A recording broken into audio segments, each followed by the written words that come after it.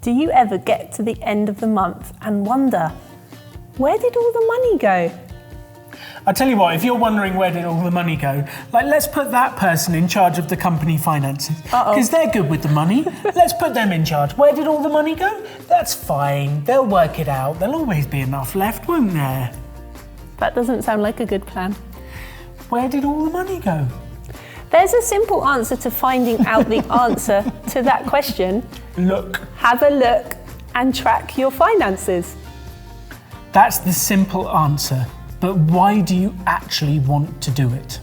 Reason one for tracking your finances is if you don't even know where the money goes, how do you expect to ever get to retirement and build wealth? You need to know where the money goes. If you can't answer that question, that's your first reason why you should do it. Second reason, what gets measured gets improved. You can't improve something that you haven't measured, and there's two reasons for that. One is month to month. You can say, oh, last month I spent £3,000 and this month I spent £2,800, and you can see what's happening and you can see the improvement. But also the very act of measuring it will change your behaviour. You'll start to see, oh, I didn't realise I spent that much on whatever it is, and you'll start to change your behaviour. So just the very act of measuring, and you'll start to change and you'll start to see improvements. Which brings us neatly on to reason three, which is the direction of travel. Where are you heading? And we want to know over the long term, where are you heading? Because how do you even know if you are spending less, if you're saving more, if you're working to get towards retirement? You can't track. So you need to know what direction you're heading in. Otherwise, you might be heading for a financial fall and you don't even know it. I really like this next one. It's such a great way of getting rid of any wastage. You'll go and you'll see what you've spent that month, and you'll see that there's 700 million subscriptions. Of Amazon, Netflix, Disney Plus. How many subscriptions do people have? The wine club, the gym, all sorts of things. And you'll be able to say, well, of those subscriptions, I actually use 10 of them, and of those 10, I actually only really enjoy 8 of them, for example. And you can say, okay, let me get rid of all these other subscriptions where I'm just wasting money. I'm not even using them or enjoying them. And it's so cool because you can go, get rid of those. If you've said you don't know where the money goes, I guarantee a load of it is disappearing in subscriptions you don't even use.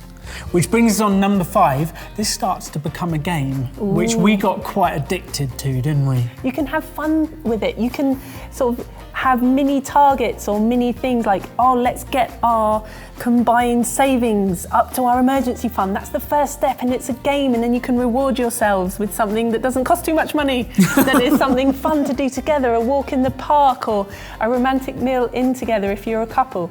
And then we wondered, how far can we get down our grocery spending while still being healthy and having fun? How much can we save? How much can we do? And we turned it into a game, which meant we got to financial independence far quicker. But you cannot play that game if you're not tracking it. The final reason to track your expenses and to track your spending and your finances is to know if you have enough for retirement. How are you going to know if you're going to hit your target if you don't track and you don't know how much money you have? And how you actually go about doing that, there's a few tools. In the UK, we use Money Dashboard. In the States, they have Personal Capital and Mint. You can use a good old-fashioned spreadsheet. Don't we love a spreadsheet? I like spreadsheets. Or you can use pen and paper, whatever you want. The tool doesn't matter. What matters is that you do it and you have a system to track your finances.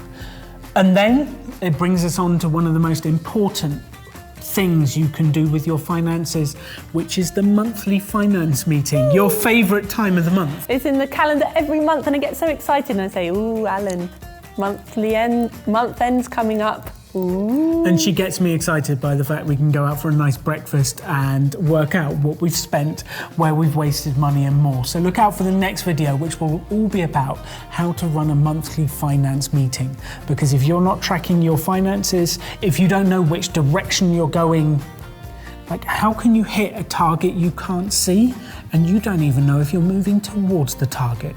So get on with it. Track your expenditure, track your net worth, and start tracking your finances.